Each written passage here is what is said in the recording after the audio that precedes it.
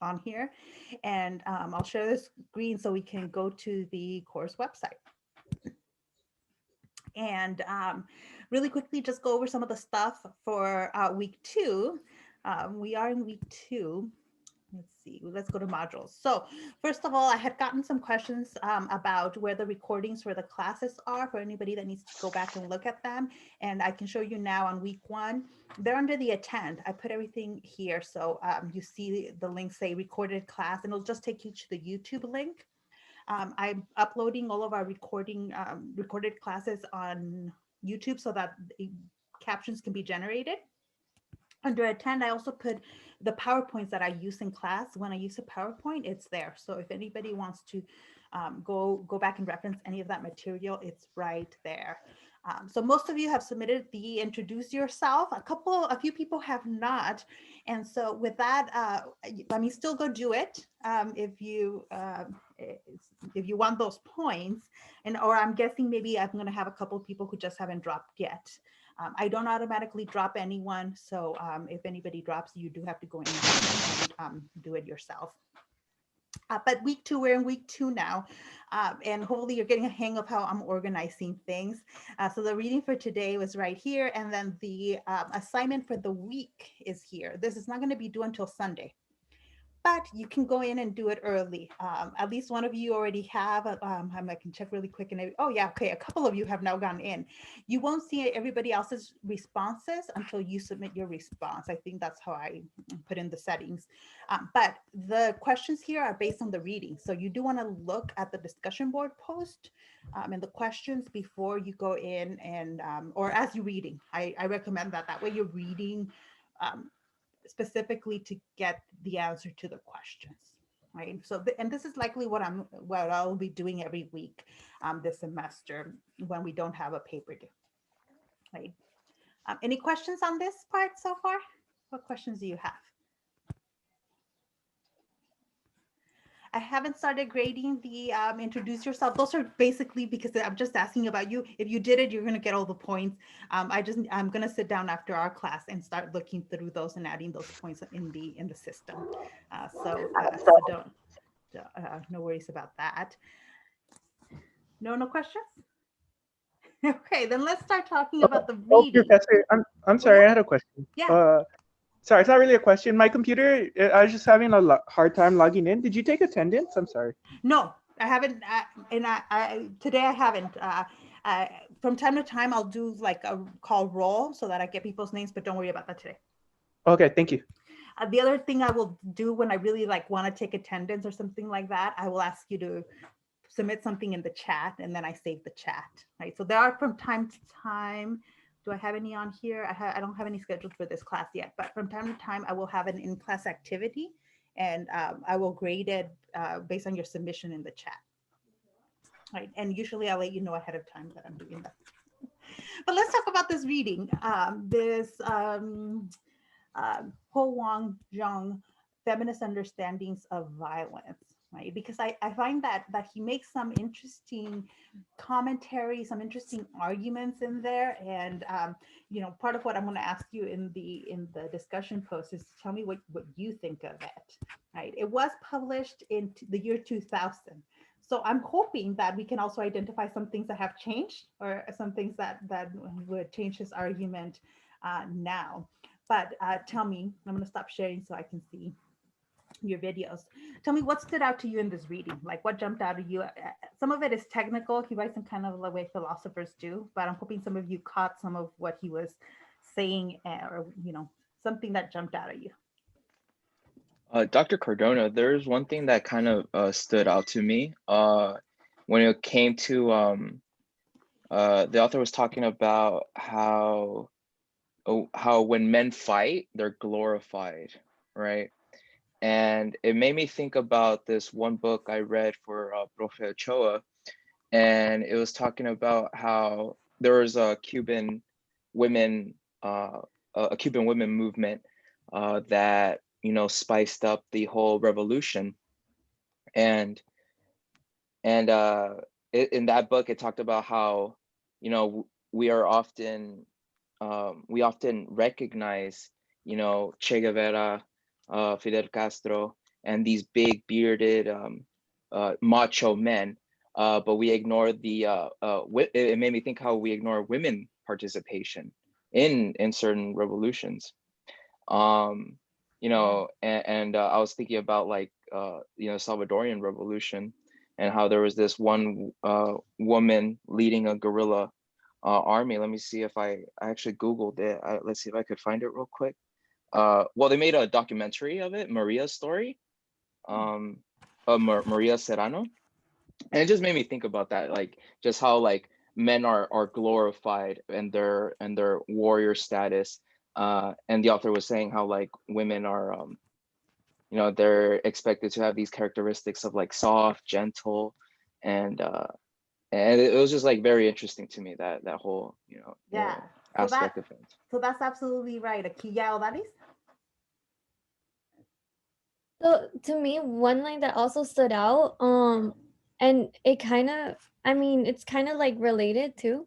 And it says the root of violence is found in privileging masculine values in the process of establishing social and cultural distinctions between different gender roles. So it deals with gender. And so I guess like the author's saying, like, I guess that's where it starts, like in gender roles. And then that's how like, that's where the violence starts. Absolutely. I mean, the two of you just basically summarized the key argument that Young is making in this reading, right? So if you didn't catch it, don't worry, because I feel like some of his language is really like, I'm like, you got to pay attention to what he's saying. But he is saying, all right, that violence is gendered, right? That violence is gender. And beginning, he gives us a definition of gender, right? And I really want to be clear about this, that when we talk about gender, we're not talking about male and female, right? We're not talking about reproductive organs that are biological, right? Biological differences are going to be separate for us here, right? We're talking about kind of the way we think about masculinity and femininity, right? Because we can change those definitions. Those definitions of masculinity and femininity have changed, right? Every society, every time period defines it differently. He's talking kind of just in general terms here, and more probably modern 20th century, not even 21st century definitions, but he's saying war is a masculine thing. The violence that comes with war is a masculine characteristic, right? Like, and as Caleb was saying, like, you know, that it's men, it's the ferocity, or it's that fighting thing that gets encouraged and glorified in war. Did you all agree with that? Yeah.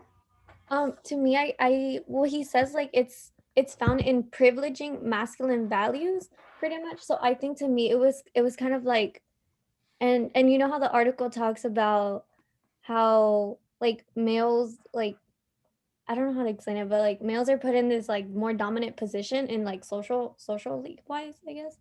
And how in privileging that, women are kind of like forced to try to be that way in order to, you know, like progress in life. and and that's why like that's how violence starts, because he was also talking about how like women who are put in like, you know, in positions of power, like also do war, and that it's because they want to be seen as like, you know, as equals, I guess. Yeah. Okay. So Odalis just took the conversation to a whole nother level. Like the basic reading of this chapter is that like war is masculine, and we need to focus more on femininity, on feminine values, right? But like, and it's really easy to kind of at a superficial level get from the reading that, you know, like kind of men bad, women good, right? But the next level of reading what he's saying is that it's not men and women, it's masculinity and what the way a patriarchal society organizes itself, right? That when you privilege, when you glorify, when you make it so that people want power and status, that they have to reach masculine ideals, right? That in order to be successful in a patriarchal society, you have to act like a man. Right? He gives us some examples of how women have been masculinized, right? How in order to achieve success, they have to act like a man. Did anybody remember some of the examples? Yeah, I know they were talking about, I think her name was Margaret Thatcher. She was a British prime minister, Yeah. and they actually made a movie. There's a movie on Netflix about her. I forgot the name of it though, but and it says Iron that Lady. she played down the feminine qualities to appear more appropriate to a masculine political structure. And then they also give another example. They give a couple more names as well later on. And we can think of some, but Thatcher is one of like kind of a classic example of like she led the UK, right? And but that she behaved like a man, and in fact she came from the Conservative Party in the UK. Um, the lady at okay, yeah. But we can think of some similar examples in the US and more modern. A lot of people would say Hillary Clinton, right? Who that in order to be successful in politics, she's had to behave like a man. Without actually, she's been criticized for losing a lot of her femininity in her public image, right? The wearing of the pantsuits, right? The not, when she was first lady, she didn't engage in all of just the typical first lady roles. She kept getting involved in her husband's legislative agenda and things like that. Professor, it's so condescending that way, because it's like, but if she did from the jump come in all, with her feminine ways, she probably wouldn't have been, seen as a level as she is now. And then, you have people who's like, oh, she should be more of a lady, but it's like, no, you wouldn't like that anyway. So it's kind of like, what do you really want from her? And then now I think about the new presidential administration and how Dr. Joe Biden is now being involved as first lady, and people are all like, "Yay! That's so good," but it wasn't good back then. And it kind of shows how much times have kind of changed in some ways, but it can be very hypocritical. No, yeah, and I was actually going to ask you, because I'm like, in the premise of this is that that women have to behave like men in order to be successful, in order to be part of the military, to be successful in business, in politics. And do you think a lot of that has changed, or do you think some of that is still around? A little bit. Oh, so yeah. No, it's okay. Go ahead. I think a little bit has changed. I feel like there's some openings that women can finally step their feet in and feel a little bit more comfortable, but there's always going to be that pushback, especially when you become more successful than people thought that you would be.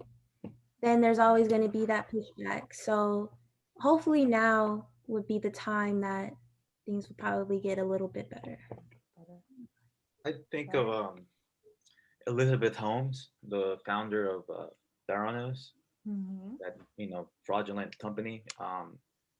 She was kind of an interesting case because she changed up her entire personality to make her way in the world of business and healthcare. Her voice. She even changed her voice.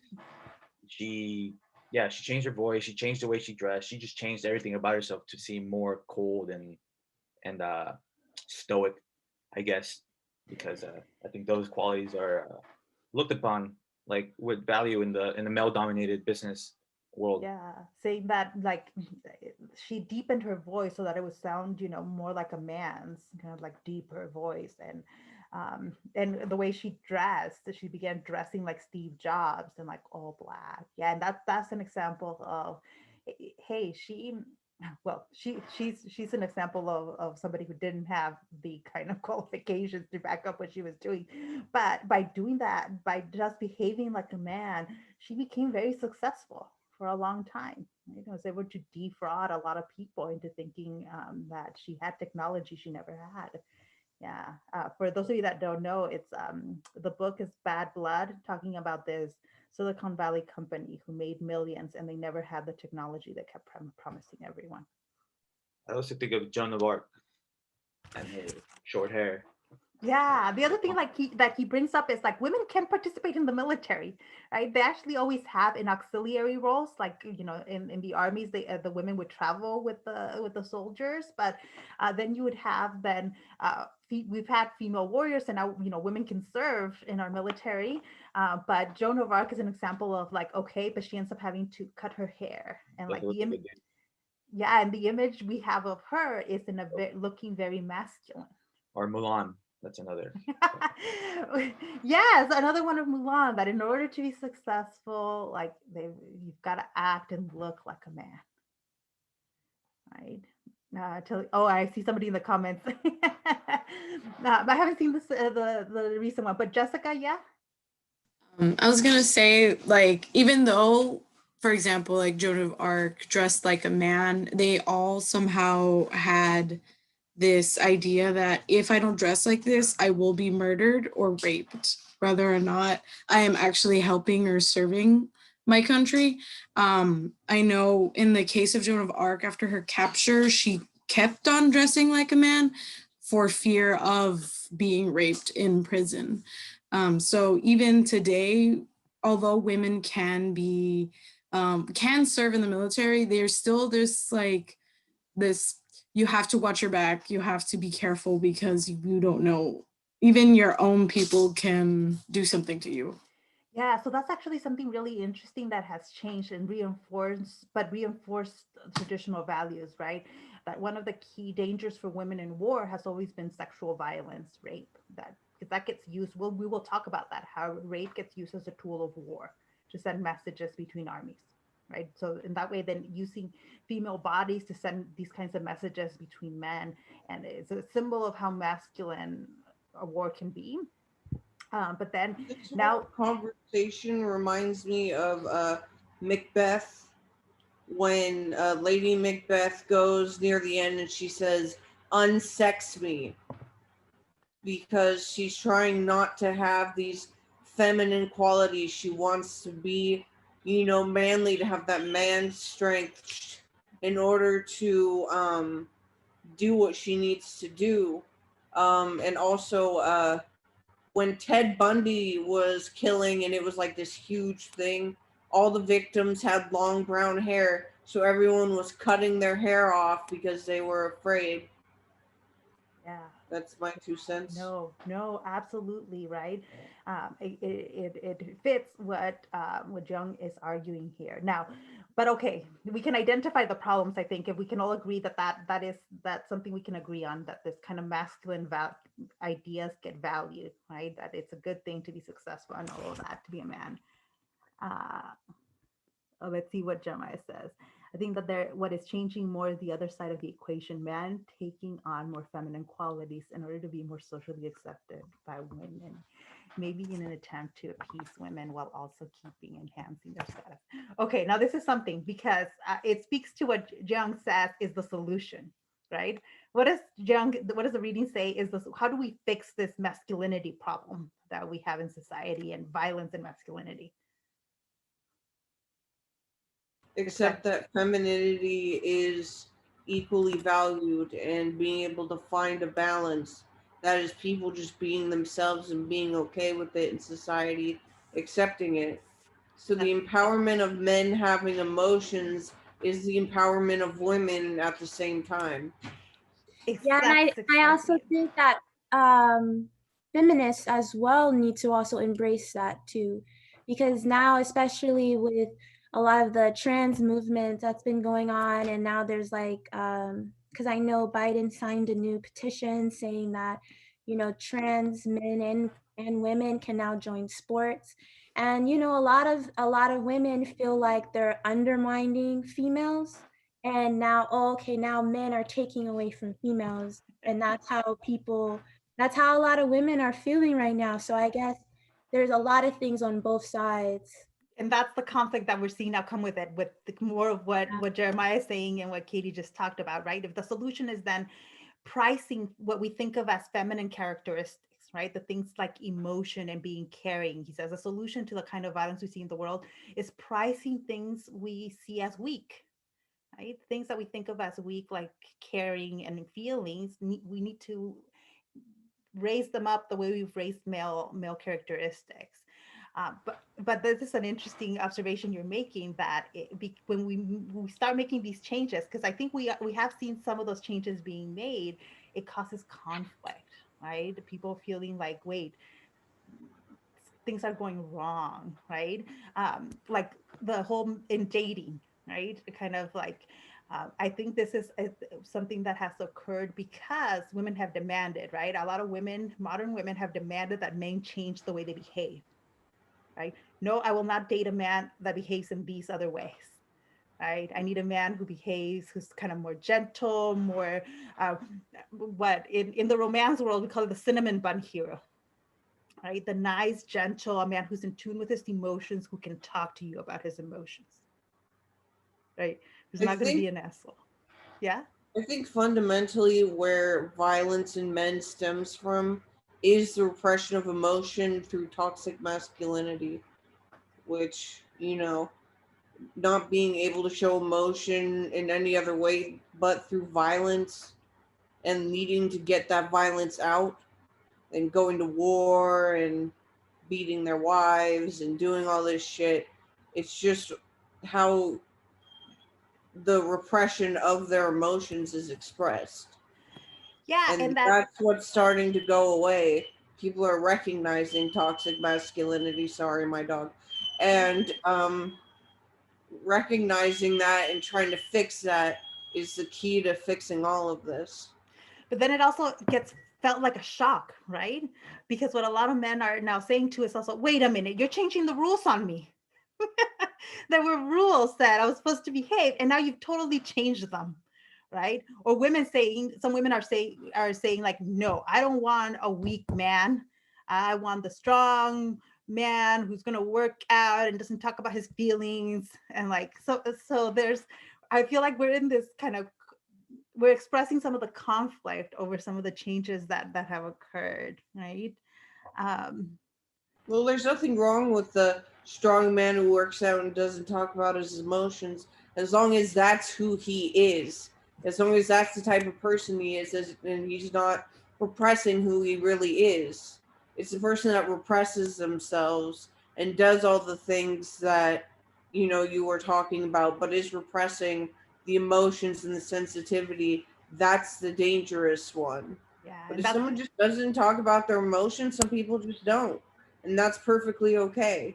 and that's where we need to get to, right? To the point of like, some people are really good at being in touch with their emotional self, men and women, and some are just not. And we can just accept that it's a people thing, a characteristic, an individual thing, and not a male and female thing.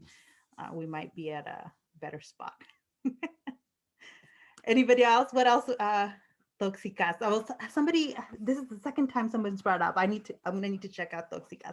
But anyone else want to add something to this conversation? I'm actually a bit more critical, I think, of the article. Good. Mostly in the way that, like the stuff we talked about so far in the discussion, I feel like I can mostly get behind. But then when they go to like, let me read the specific thing that they said that really annoyed me. They said, nation states, the system which produces war, and I'm not going to read the rest of the sentence. Just the fact that they blame the nation state. Like, don't get me wrong, nation states are what declares war. But you're telling me that you look at a pre-colonial Africa system that doesn't have nation states, and guess what? There's still war. You look at North America at the same time, and there's still war. Like, come on, like we really, and they really try to blame this on like a, and I don't mind articles that blame like the system, right? Because obviously there's problems with the system, and they do kind of offer a solution, which I'm glad they do. But I still feel like that they're constantly saying throughout the article, oh, these authoritarian principles are killing us. And it kind of gets to me. I don't know. No, that's totally true. And I did want to bring up, like, there's he talks about generalities in some instances that are not very helpful. Although in that, I think what John would respond to you is like, no, it's not, it's the nation state in the modern era, but in the past, what it was patriarchy, the root of the cause of the evil there. Okay. But it's a totally fair fair critique of like, he's talking in a lot of generalities here. Yeah, I get that. Right? But it just seems rather repetitive. Another thing that I found interesting was at the very beginning, they said like the majority of like refugees are women and children. It's like, well, what do you think the men are doing? They're dying. They're obviously like in some civil war or something where they're dying. Like, I mean, they're not much better off. Like, it's not like these guys are just like, living our wonderful patriarchy, sipping some hot cocoa. Like, no, these guys are probably in a civil war dying. Absolutely. I'll have to say the other problem I have with the argument or with the article is it's talking about feminism as if it's always good, right? Like feminism is always good. It's the root of caring and of challenging a patriarchal system, and it's all good about it without really criticizing. It's not taking an in-depth look at feminism and some of the darker elements within those movements, the way they have played out. Right? When you look at it beyond just ideology and you look at how they functioned, there are always things to criticize, right? Yeah, Dr. Cardona, it's just like the article was saying something interesting about how like, sexism exists for both, men and women. And like towards the end, like what I thought was really interesting is like, we see women having positions of power, like maybe CEO of a business or like a commanding officer in the military. It's like, oh shit, like hell yeah. But like when like a man is like a nurse, and that's like the exact example they get the author gives, like when he's a nurse or something that's gender biased, it's like not like the society doesn't really care about that. It's like, oh, like it just disregards that. No, that's true. And I'm like, there's certain fields that are very feminized, right? Like nursing is one where a lot of women are nurses, and so a male nurse is can feel out of place. Or like men in the education system tends to be very female dominated. A lot of women going to the education system, but then for men in those areas, the situation is different. Then they're and they can still feel out of place and face different challenges than women. Hopping in on that discussion, I think there's this big divide. So the way I see it, at least, is that there's like these top high level jobs like doctor, right? Like the step above nurse, you're being a full-fledged doctor. And then there's like these super low level menial labor jobs, like being a janitor, working in like the sewers and stuff. Like, so there's like this weird divide where it's like the men jobs are either you need to strive for this goal to be at the very top, or you work at the very bottom and do the labor work. At least that's how I see the system working out for jobs for men. That's like the optimal system in some ways. And then like, I mean, I think we see it a lot. They want women in the service industry and that kind of stuff. And then they want men in like the top positions in the menial labor and the military and all that stuff. Yeah, no, and what Susana is bringing up in the chat too is also a good point, right? A lot of times we tend to talk about these issues in very like in a bubble, right? That gender divisions and problems within gender divisions don't operate on their own, right? It's related to our economic system. It's related to the issue of race. And a lot of times when we tackle these things on their own, we're not gonna see the full picture. We're not gonna achieve a full solution if we don't take into account, as Susana was saying, class, right? Class is a problem that also influences violence. Race, right, as a system that has a lot to do with the kind of violence we might be seeing or not seeing.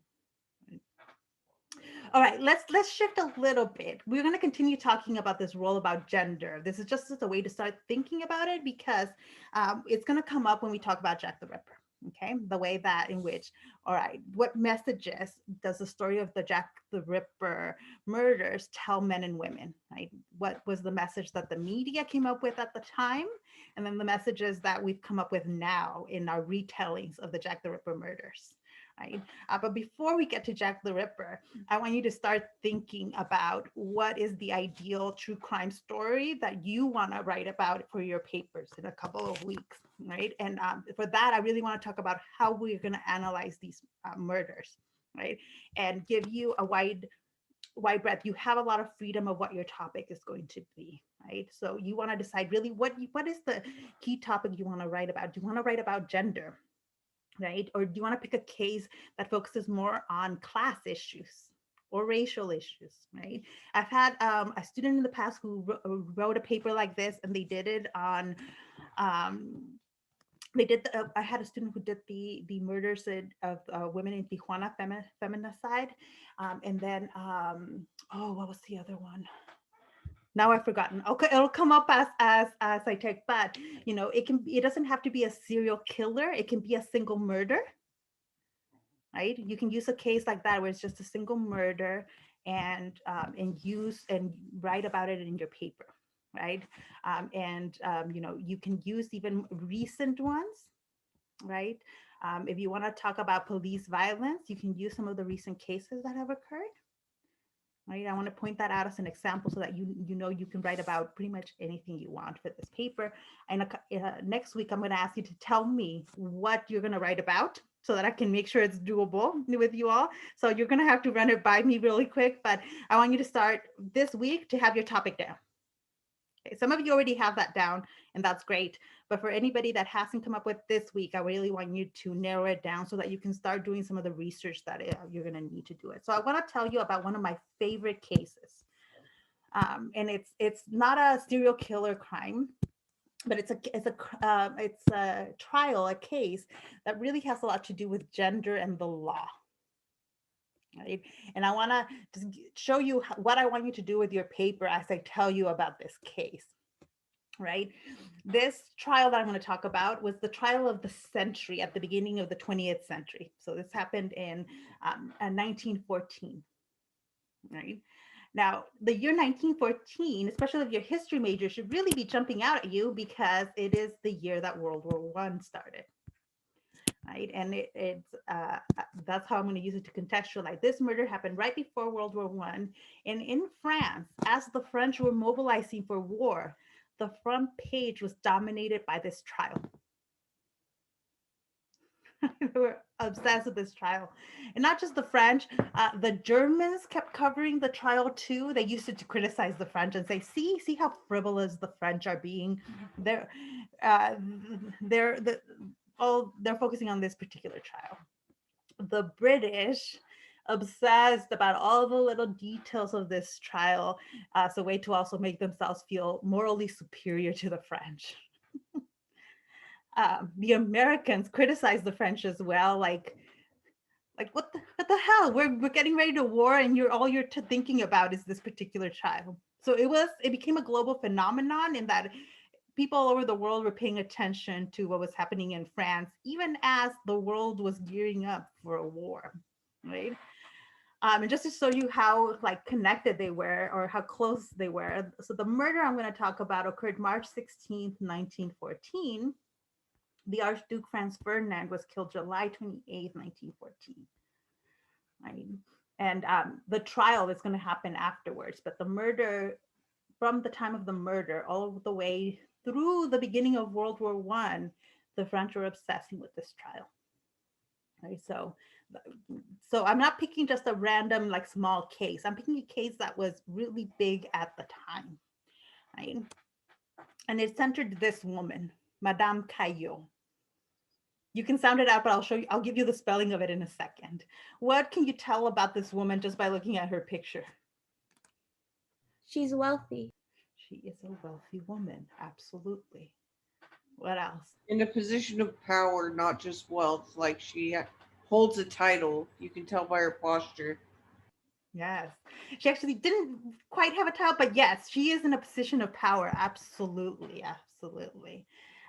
We'll come back to some of the pictures of her, but these are all key elements of what will become her trial. Yeah, crowns of royalty, not quite royalty, but a kind of royalty, right? At this point, the French don't have a royalty, but they're still obsessed with celebrity and with politicians, especially high class, definitely high class. Yeah. So let me go to the next slide. So what's happening in France at this time? You don't need to write all this down, but the French had just in 1872 to 1871, and this was still in the mind of a lot of the French people, had fought and lost a war with the Germans, Prussia at the time, but after the war, it becomes Germany. They were really worried about moral decay. Right? The French were not having as many babies, and they were worried that because they were having less babies, that they wouldn't be able to win any more wars, especially against the Germans, who were the ones having the most babies in Europe. Right? How are you going to fight a war with the Germans if you don't even have the population to, fill out the ranks of the army? Right? And they thought that men had been acting like women, and that women had been acting like men. Right? They were smoking. There was a law actually passed that prohibited women from wearing pants. Women were not allowed to wear pants because people were afraid women were acting too much like men. Why are they wearing pants? They made it illegal to wear pants. You could get around that. You could get a pants permit, but you had to be pretty wealthy and connected if you wanted a permit to wear pants. So they were obsessed with femininity and masculinity and the way men were behaving and women were behaving, right? So these were things that were going to come up in the public, the way the public talked about any issue that came up was going to be masculinity and femininity. So let me tell you the actual murder. So on March 16th, 1914 at 6 p.m., Henriette Caillot, the woman in the picture I showed you, entered the office of Gaston Calmette. He was the editor of Le Figaro, a conservative newspaper in Paris. For months now, months leading up to March, Gaston Calmette had been publishing all kinds of scathing attacks on Henriette's husband. Henriette's husband was a leftist on the left. And so this conservative newspaper had been attacking him for months. They had published letters he had written to his ex-wife and had accused him of abandoning his ex-wife. So it wasn't even just attacking him politically, they'd been attacking him personally. Right? And that seemed like a step too far. Right? This was supposed to be a legitimate newspaper, not a tabloid. And yet here they were publishing personal letters. The reason they had thought that it was relevant was because in the letters, he had explained to his wife that he was doing something publicly, but that he thought something privately that was different. So for the public, it seemed to illustrate that kind of, typical politician. He says one thing, but he means another, right? The hypocrisy of Joseph Caillot. So we get to March 16th. Henriette Caillot is so sick of this newspaper attacking her husband, and through her husband attacking her family, her livelihood, that she enters the offices of the Figaro. She asks to see Joseph Caillot. They walk her into Joseph Caillot's office. Why they let her in, knowing who she is? When she walks into the office, everyone knows who she is. They know that they've been attacking her husband for months. They let her in. She enters the office of the editor. She pulls out her gun and she shoots him. It's in the office, but everybody has seen her come in. Everybody knows she's in there. Everybody heard the gunshot. So as soon as they hear the gunshot, everybody rushes into the office of Joseph Caillot. And they try to apprehend her, right? They grab her so she won't run away. And she tells them, leave me. I am a lady. She doesn't want to be touched by all these men because she is a lady. What do? They leave her. They don't touch her. They don't touch her. But the authorities come. It's been very clear that, it's black and white. She shot the guy. And this is a depiction of the time of the murder. Right? She's coming in and she's shooting him. There's a trial of it. This is a depiction of kind of the trial. This is her husband. He is one of the leading politicians of the time. Like I said, he's a leftist, and people were really, things fell along political lines, right? If you liked him, if you liked his politics, you were trying to defend him, right? If you didn't like his politics, then you were going to attack everything and want Henriette Caillot punished, right? Now, at the same time, though, things are happening in the world, right? Because the trial happens after the assassination of the Archduke of Franz Ferdinand, right? Serbia issues their ultimatum. In the world, basically, you end up while the trial is going on, the alliances declare war on each other. Right? So the alliances declare war on each other while the trial is happening, right? How do you think the trial went for Henriette Caillot? She probably got off. Any other guesses? She could have been sentenced to death. That seems popular in France.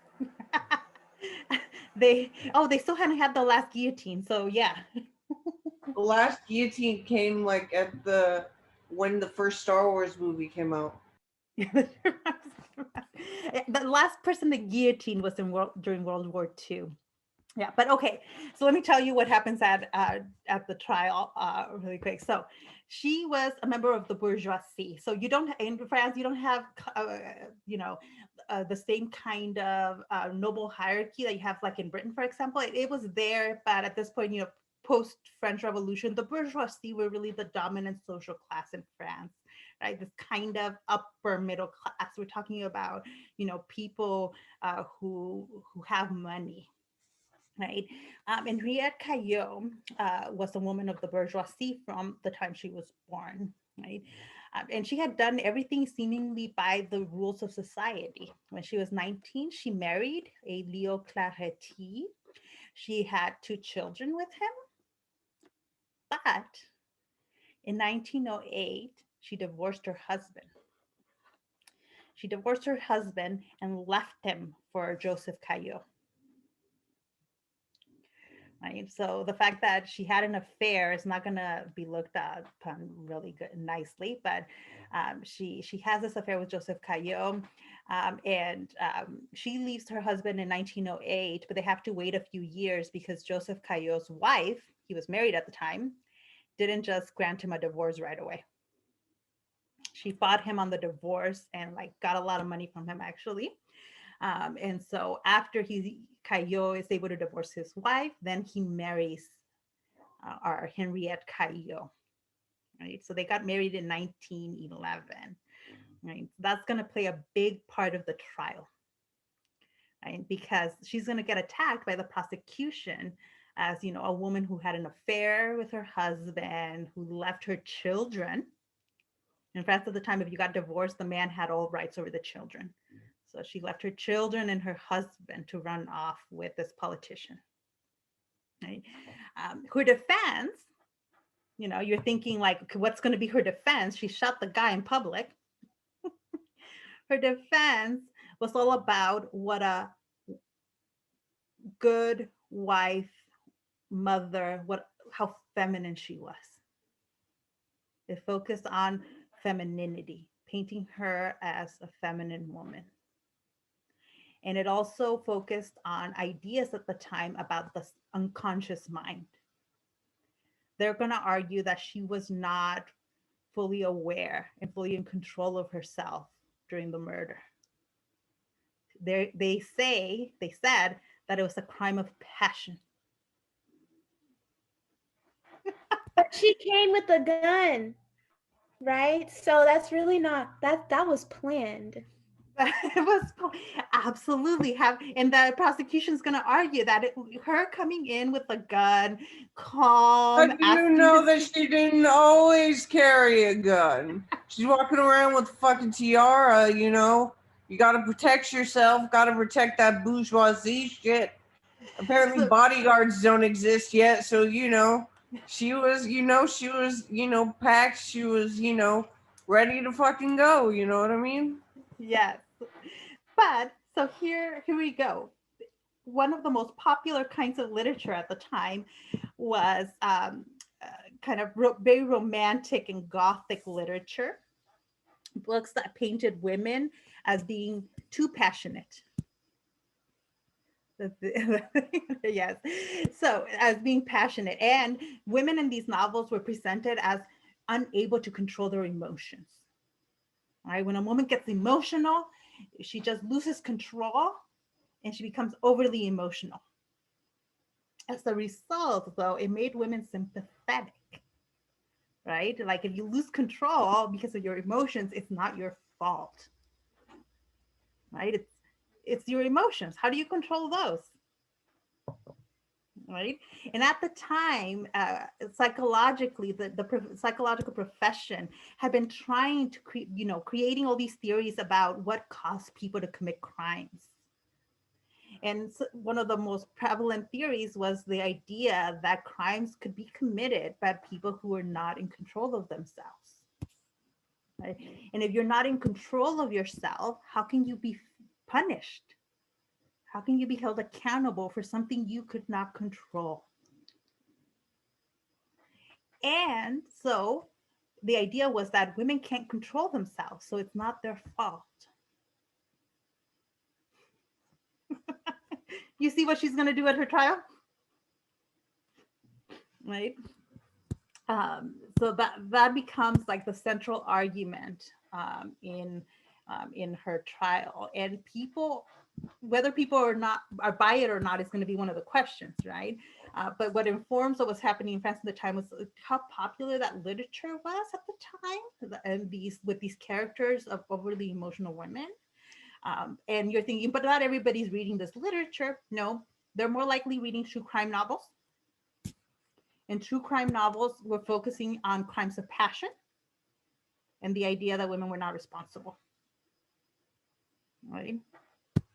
And so one of the most common defenses for these crimes of passion at trials was women saying things like, I was like a crazy person. I was overwhelmed with emotion.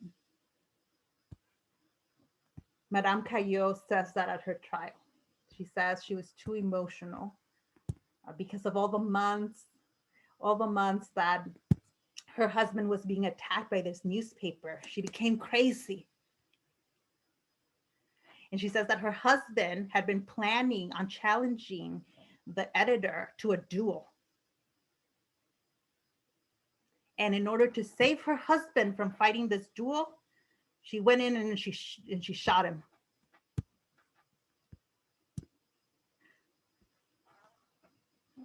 Do you buy that? In order to save him from a duel, save him from dying, she went in and shot the editor herself. That was one of the arguments she made. Now, that's a problematic argument to make as a woman because, and this is how she was attacked in the public, was that she emasculated him. The job, like duels were illegal, but it's what men did, right? And men typically engaged in these illegal duels to as a kind of a way of solving problems and asserting their masculinity. It was a thing men did. They fought duels.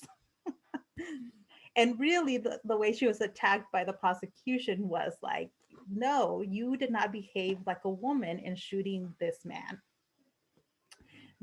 You were not overwhelmed by emotion. This was you clearly in control and emasculating your husband. Right, so conservatives all over France saw her as having acted like a man, right? By shooting the editor, she acted like a man. People that were on her side, though, leftists, defended her as someone who was too full of emotion to control herself. Right? Now, mm-hmm. Yeah. No, okay. So it's one thing to make an argument in court. It's another thing if anybody's going to buy it, either publicly or where it matters in the court of law, right? At this time, like at the beginning of the 1900s, juries in France were extremely reluctant to punish anyone for a crime of passion. Right? In addition, the way that the justice system worked at the time in France, juries were not given instructions when they went off to deliberate. Right? I've been a juror. I've done my jury duty, and I was actually picked for a trial, and you are given very clear instructions about how you are supposed to deliberate, what you're supposed to take into account, right? Like when you go into a jury, they don't let you search anything about the defendant, the lawyers, nothing. You're not supposed to do any outside research. You're only supposed to take into account what's presented in court. The juries in France at the time were not told that. They were not told, they were not given legal definitions. They were not given anything. So juries could make up their mind and deliberate on anything they wanted. So juries were not just getting the information that was being presented by the lawyers in the court. They were reading the newspapers, they were reading the tabloids. Right? And the judge, when the judge sent off the jury in this trial off to deliberate, gave them no instructions. Nothing, just off to deliberate. Tell us if she's guilty or not.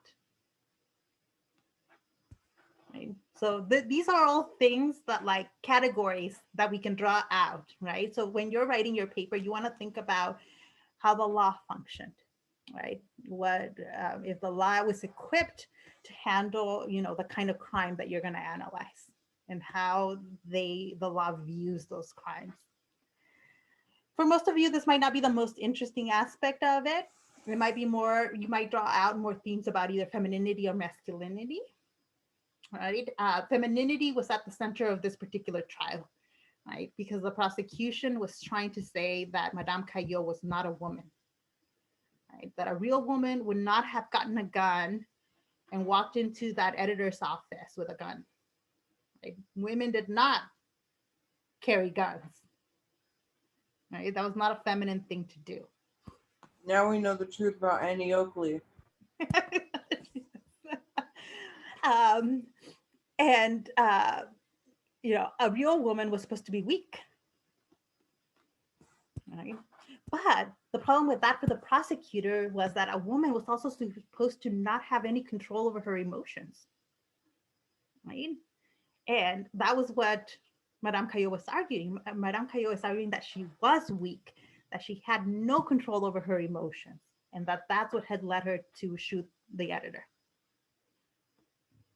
Right? So this trial was completely about femininity, right? And I could write 2, 3, maybe more paragraphs just talking about how femininity played a role in this trial, what people thought about femininity, what the prosecution argues about femininity, I posted in the comments yeah. a link that I've seen before about how women have died in classic literature. And some of it includes like having too many pillows, or your parents are too happy. It's an interesting list. All right, I'll take a look in a second. So another theme in this trial, you might not guess by what I've already said about it, was divorce. One of the things that kept coming up at the trial, and then the way the public talked about all the people involved, was the topic of divorce. Divorce had been illegal under the Napoleonic Code, right? French law under Napoleon, and after Napoleon, so after 1804, said that divorce was not allowed, right? You couldn't just divorce because you didn't get along. There were ways of getting divorced, but the law made it very difficult to get divorced until 1884, which was when divorce was made possible in France, right? You were allowed to get a divorce in cases of adultery, cruelty, slander, and serious criminal conviction. So no impotency? No, although you might try to say that you were lied to about that, but no, typically no. It was also not allowed, divorce was not allowed by mutual consent. If both of the people in the marriage decided they just didn't want to be married anymore, you couldn't get a divorce.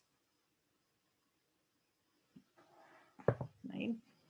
So why? Well, part of it was the idea of the nuclear family, right? This idea that the family is the most important unit in France, and that, and also really to try to force people to have kids. right? Because that you're supposed to have kids within the family, and so we need people to stay married and have kids.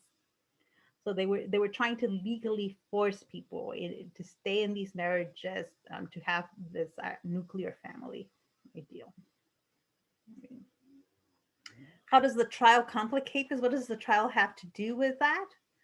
The fact that both Henriette Caillot and her husband had divorced their first spouses. In fact, Joseph Caillot, her husband, actually was on his third marriage.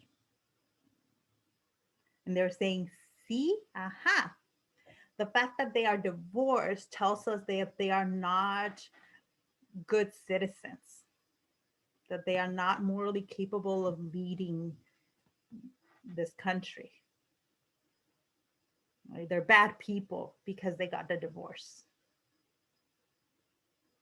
Now, the stuff around, the divorces and how they got married was super shady, right? Because they had committed adultery, right? The Caillots had committed adultery because they had both been married when they got together, and then ended up divorcing their spouses for each other. So that was super scandalous, and the tabloids had a field day with that, right? But that was something that the public didn't like. Right? The public didn't like that the couple had been divorced. So let me stop sharing. What do you think happened at the end of the trial? Let me guess. How many of you think she was convicted? Nobody thinks one person thinks she was convicted. Only one. Everybody else thinks that she got off. Who thinks she got off? She's a woman. How could she control herself? Absolutely scandalous. You think a woman just happened to be able to kill a man and know about it and plan it? Absolutely not. Absolutely. Scandal, the shock. You are all right then. That she may die from the shock of seeing so much blood. She got off. She was declared not guilty. Right. Now, one key element I've left out, though, is class. The role class played in all of this. Could every woman in France get off from killing someone because it was a crime of passion? No, why not? Maybe. This was an elegant lady, not some poor, broke person on the streets. Yes, first it was her class that gave her access to that form of femininity. Right? A poor woman who doesn't have, good clothes, and who doesn't look that part would not be able to claim the same kind of femininity that Henriette Caillot was able to, right? Because she had the dress, she had the jewels, she had the social position. A poor woman could lose her gender essentially in a court of law, right? People could ignore what her gender is and just focus on her class. Like, poor people bad. Is that how you're tying this to Jack the Ripper? Because Jack the Ripper killed prostitutes and it took a while for the police to even care. But this one woman kills a guy and it's the trial of the century because she's a high-class lady.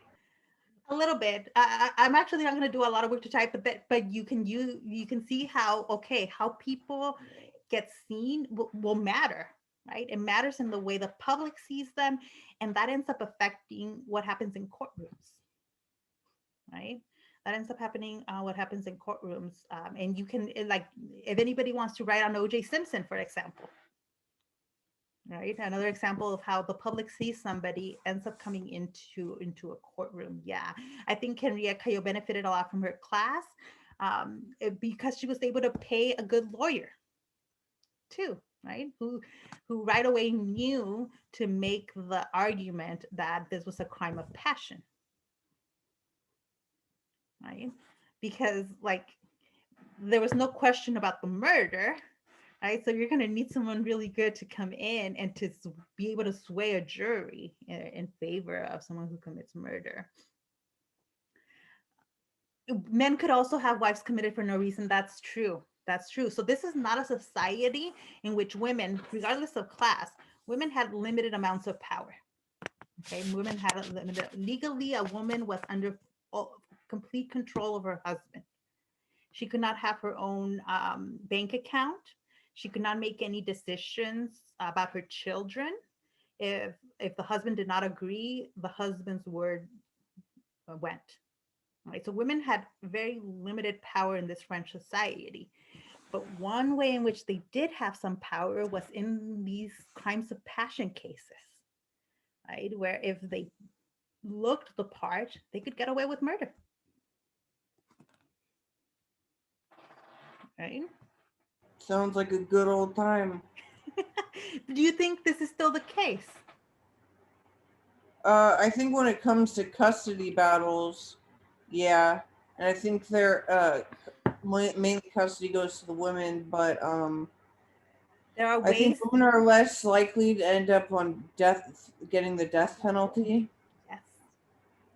And I think a lot of issues when it comes to judging and charges and stuff is switched from male and female to white and different colors on the spectrum of other races and nationalities. So I think that's the biggest change that has come to. Yes, and women are less likely to be serial killers, therefore less likely to be suspected, right? If any of you better at cleaning up blood, we have to do it every month. and it's a way that a lot of investigations are derailed because of the gender biases of the investigators, right? If anybody looks at a crime committed by a woman, you see that it takes a while for the police to actually it's a woman that's committing these crimes, because they're biased against, usually it's not a woman. Statistically they have everything that says it's a man that's more likely to commit a violent murder and then to commit it over several times. We are biased to think that it's men who do that and not women, right? But yeah, class plays a role, race plays a role in the way that investigators look at things, in the way that juries look at it, the way the public looks at it. And one of the things you'll want to look is whatever crime story you pick out to write about, is you want to look at the sources, whether it's the documentary, a documentary that's related to the crime, or the journal articles, and you want to look for those things. What are the biases that exist or that are highlighted by this particular crime, right, or this story? Esmeralda, do you have a question? I wasn't sure if the hand just stayed up from last time. I think you just stayed up. So you want to look, that's what we're going to do with the Jack the Ripper story. That we're going to spend a couple of days on Jack the Ripper and really investigate what elements of society we can talk about just by looking at the Jack the Ripper case, right? So yeah, we'll talk about how the victims are portrayed, right? How the racial biases with which the suspects are treated, all of those things, right? Because that's what I want you to do with your own stories, right? So as you pick one that you think is going to give you some meaty things to get into, right? Were all the Jack the Ripper victims prostitutes, or was it like the Green River Killer where they were assumed prostitutes when they were killed, but it turned out they weren't? They were not prostitutes. So that's actually the reading that we're going to do on Jack the Ripper, is going to argue that we have, until recently, we believed that all the victims were prostitutes, but that was actually a biased, like we're going to talk entirely, we're going to have a whole class just about this. That was a biased assumption by historians and by reporters at the time. It turns out none of the women that he murdered were actually prostitutes at the time they were killed. None of them. 2 of them had been in the past, or there was evidence that at some time in their past, in their lives, they had engaged in prostitution, but at the time they were murdered, they were not engaged in the sex trade. But that only came out with the most recent book on it. And there's a lot of debate about that element of were they prostitutes or not. So we're going to talk about it. Because I'm like, this literally just came out about Jack the Ripper. But we'll do that, right? So you want to, you want to make sure that you are picking a case not just because you like it or because you like the documentary. You want to be able to write about it, and know that once we start analyzing a case in a more academic way, you end up ruining it for yourself. So sometimes it's better to pick one that you're not so that so attached to, right, or that you know a ton about. Sometimes it's better to pick one that's a little bit different. My question is, what are like the topics we have to write our story, like our true crime thing about, like gender, race, and class? Those three. No, whatever it is, each case will be a little bit different. You know, if there are no gender topics in the case, then you're not going to write about gender, right? You might, you know, a lot of them are about the injustices of the criminal justice system because the wrong person gets convicted of a crime. Okay. So in that case, then you probably will focus on the criminal justice system and the role it plays in society. So can you also say mental illness could be a thing we could talk about? 100%. Okay. You can talk about, like, one of the things that I've really been noticing when I'm watching documentaries more critically too is the way the police get portrayed in a lot of these documentaries. Yeah. So that's something that if you're interested in writing about the role of police in society, that would be something to look at. You can also talk about how technology, how criminal investigative technology has evolved. Some cases, right, get totally solved once certain technology becomes available, once DNA becomes available. More recently, the use of familial DNA to find the killer, which I'm like, oof. So you could, so that could be one of the themes you write about, is actually technology and the way it's used and seen by the public. Yeah. All right. Making a murder is actually an interesting one, because that's one where legally some of these cases get stalled until the public finds out about it, right? And then, you know, then more investigations get open, and that actually has a lot to say about, you know, how public attention and public demands can really shape a case. Okay, so for our topic, for like a specific serial killer, would we have to email you or just finish the true crime topic? No, so next week I'm going to ask you in a discussion board post to tell me what your topic is. Okay, so we don't write anything as of yet. No, you can if you want. Some people have already emailed me and asked me if a particular story is okay, and you can. Feel free to email me, but it's not required. Okay, thank you. Yeah, you don't have to run it by me. Most of the things that you're gonna pick are gonna work perfectly. And right now, I'm just interested that you know what you're gonna write about, and then I'm gonna start demanding that you start doing research. Right, that you watch whatever the documentary is, that you read the book, or that you look and see what articles there are, what information there is out there on your particular case. Yeah.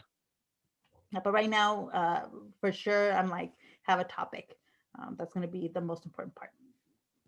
All right, cool. Yeah, and you can go and look. I do have the prompt. Let me share my screen. I do have the prompt up on Canvas, so you can see what the actual prompt says, but I've basically gone over it now.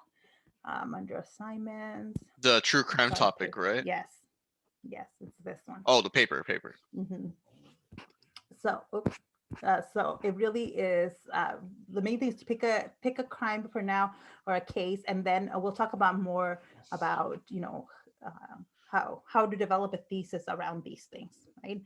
But you want to make sure that you have a case that has elements that you can discuss about society. Mm-hmm. And those elements are going to be up to you and the case itself. I'm not requiring that you write about gender. I'm not requiring that you write a class or race. But all that stuff is going to depend on your actual case. So I'm going to get 40 different papers is what I'm hoping, so that I'm not reading the same one over and over again. Other questions?